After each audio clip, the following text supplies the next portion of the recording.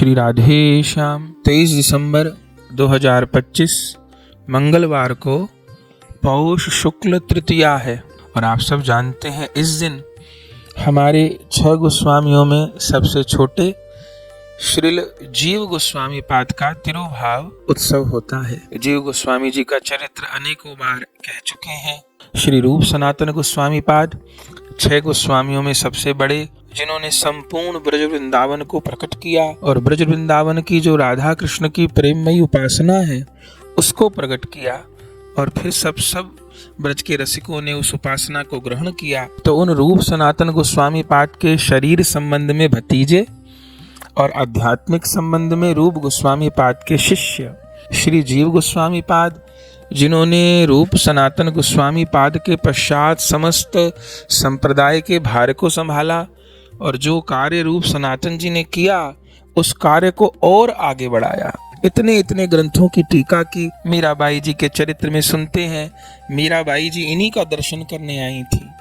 लगभग 25 वर्ष तक श्री जीव गोस्वामी पाद का चरण सानिध्य लाभ मीराबाई जी ने प्राप्त किया था।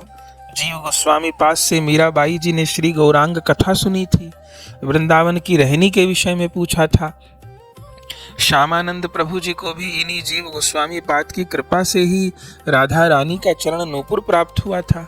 गदाधर भट्ट जी को भी दक्षिण भारत से ब्रज में बुलाने वाले श्री जीव गोस्वामी पाद ही हैं। उनके तो अनंत उपकार हैं, उनका वर्णन नहीं हो सकता। तो वह जीव गोस्वामी पाद, उनका तिरुभाव महोत्सव 23 दिसंबर 2025 को है, पौष शुक्ल तृतीया को। तो ये तिथि विस्मृत न हो जाए। हमारे तो प्राण है जीव गोस्वामी पाद। श्री राधा दामोदर मंदिर में उनकी समाधि है। श्री राधा दामोदर जी उन्हीं के ठाकुर हैं। तो जो वृंदावन उसके आसपास हैं, अवश्य राधा दामोदर जी जाकर के जीव गोस्वामी पाद को प्रणाम करें, पूजन करें। और जो दूर हैं वे भी अपने घर में ठाकुर जी का पूजन करें। फिर प्रसादी वस्तुओं से सबके यहाँ षड गोस्वामी पाद विराजमान हैं।